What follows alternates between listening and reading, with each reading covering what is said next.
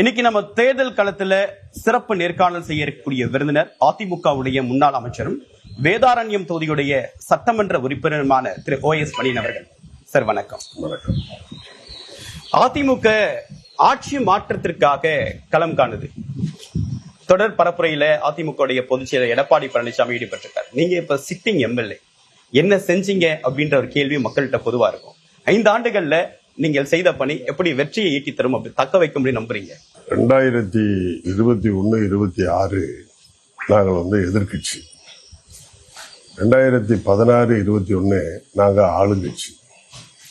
அந்த 2016 21 வரை அந்த 5 ஆண்டு காலத்தில் பல்வேறு இயற்கை இடர்பாடுகள் எல்லாம் இருந்த நேரத்திலும் கூட என்னுடைய வேதாரண்யம் தொகுதிக்கு மக்கள் கேட்டது, கேட்காதது, தேவையானது அனைத்தையும் கிட்டத்தட்ட 95% அளவுக்கு முழுமையாக தன்னிறைவு பெறுகிற அளவுக்கு அனைத்து பணிகளையும் முழுமையாக செய்திருக்கிறோம்.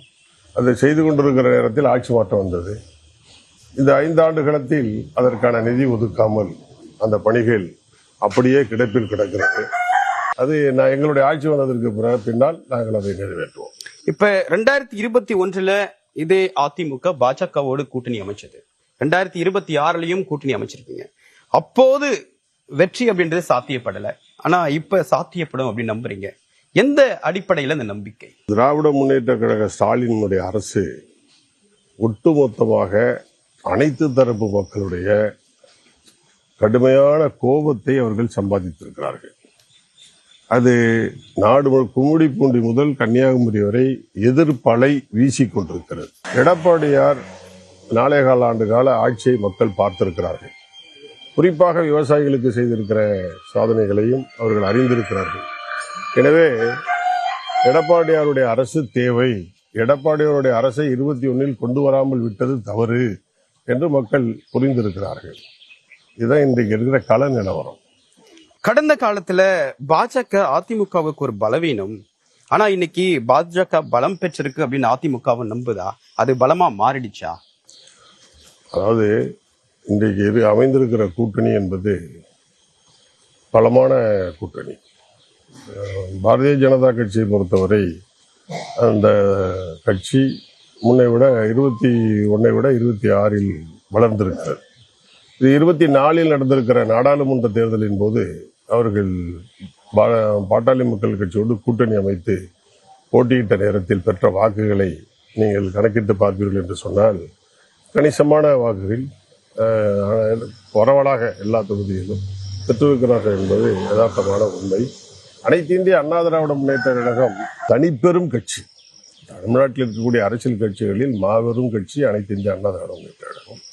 2021 தேர்தலில் நாங்கள் ஒரு 3.5% வாக்குகளிலே தான் வெற்றி வாய்ப்பை இழந்தோம். ஆனால் இன்றைக்கு இருக்கிற சூழல் கள நிலவரம் அருமையாக இருக்கிறது. மக்கள் எதிர்பார்க்கிறார்கள். கண்டிப்பாக அதிக வாக்குகள் வித்தியாசத்தில் வேட்பாளர்கள் வெற்றி பெறுவார்கள். நானும் வெற்றி பெறுவேன். நம்பிக்கையோட சொல்றீங்க. பாஜகவுடைய வளர்ச்சி இருக்கு அப்படின்னு ஒத்துக்கிறீங்க. அது அதிமுகவுக்கு எந்த வகையிலாவது அச்சுறுத்தலா இருக்கு இல்லையா? எடப்பாடியார் கூட்டணி அமைத்திருக்கிறார். அந்த கூட்டணி அமைத்த விதம் உங்களுக்கு எப்படி தோன்றுகிறது என்பதை உங்களுக்கு நான் பதிலாக தெரிவிக்கிறேன். சார், இப்ப அதிமுகவிலிருந்து பிரிந்து போன தலைவர்கள் செங்கோட்டையன், OPS அவர்கள், O பன்னீர்செல்வம் அவர்கள், இந்த தலைவர்கள் எல்லாம் வெவ்வேறு கட்சியில களம் காண்றாங்க. முகாம்ல இருந்து அவங்களை சந்திக்கிறது அப்படின்றது எப்படி சிக்கலா இருக்கு? நீங்க ஒரே கேபினெட்ல ஒன்னா இருந்தவங்க, அது ஒரு ஃப்ரெண்ட்லியா அப்படி இருக்கு, அரசியல் ரீதியா அப்படி இருக்கு அந்த போட்டு. அதாவது புரட்சி தலைவர் காலத்தில் புரட்சி தலைவர் பச்சை குத்த சொன்னார். அதை எதிர்த்து கட்சி மாறியவர்கள், கட்சியை விட்டு போனவர்கள் எத்தனை பேர் என்பது. அதே போல ஒரு கொள்கை முரண்பாடு அல்லது ஏதோ உள்ள கருத்து வேறுபாடு, இது காரணமா அம்மாவுடைய ஆட்சி காலத்திலேயே கிட்டத்தட்ட 10-12 தலைவர்கள் திமுகவுக்கு போயிருக்கிறாங்க. இன்னும் சொல்ல போனா திமுகவை இயக்கி கொண்டிருப்பதே முன்னாள் அதிமுக தலைவர்கள் தான், 2ஆம் கட்ட தலைவர்கள் தான் திமுகவை இன்றைக்கு இயக்கி கொண்டிருக்கிறார்கள். இதான் யதார்த்தமான உண்மை. அனைத்து இந்திய அண்ணா திராவிட முன்னேற்ற கழகம் என்பது ஒரு மாபெரும் மக்கள் சக்தி மிக்க இயக்கம். இங்கிருந்து யாரோ ஒருத்தர் போறார், யாரோ ஒருத்தர் வெளியே இருக்கிறார் என்று சொன்னால் அது ஒரு சிறு சேதாரமாக இருக்குமே தவிர ஒரு நகை செய்கிற போது சேதாரம் இருக்கும் இல்லையா? இப்ப நகையை தான் பார்க்கணும், சேதாரத்தை நம்ம கணக்கிலே எடுத்துக்கிறது இல்லை. அது போன்றதாக இருக்கும். இப்ப டிடிவி தினகரனை கருத்து வேறுபாடுகளை கடந்து கூட்டணிக்குள்ள இபிஎஸ் அவர்கள் கொண்டு வந்துட்டார். ஆனா அந்த கருத்து வேறுபாடு அப்படின்றது சசிகலாவோட தொடர்றதுக்கு என்ன காரணம்? ஏன் அவங்கள கூட்டணிக்குள்ளேயோ அல்லது கட்சிக்குள்ளேயோ சேர்க்கறதுல என்ன சிரமம் இருக்கு? அதாவது தினகரன் அவர்களை பொறுத்தவரை தனி கட்சி அமைத்திருக்கிறார், தனி சின்னம் பெற்றிருக்கிறார். அதனால அவரை நாம பல கட்சிகளை கூட்டணி சேர்க்கிறோம், அதே போல அவரையும் கூட்டணியில் சேர்த்திருக்கிறோம். எனவே கூட்டணி முடிந்தால் அவருடைய பாதையில் அவர் போவார். அவருடைய கட்சி, அவருடைய சின்னம், அவருடைய கொடி என்று தனியாக போவார். இதில் எங்களோடு எந்த பிரச்சனைக்கும், எந்த கருத்து வேறுபாட்டுக்கும் வேலை இல்லை. அதனால அது ஏற்றுக்கொள்ளக்கூடியது. இப்ப தாவேகாவோட வருகை அதிமுகவுக்கு சவாலா இருக்கிறதா நினைக்கிறீங்களா, இல்ல திமுகவுக்கு சவாலா இருக்கிறது நினைக்கிறீங்களா? விஜய் அவர்களுடைய தனித்து போட்டியிடுகிற இந்த சூழல் என்பது திராவிட முன்னேற்ற கழகத்திற்கு ஒரு மாபெரும் பேர் இழப்பை ஏற்படுத்தும், எங்களுக்கு ஒரு சிறு சேதாரத்தை ஏற்படுத்தும்.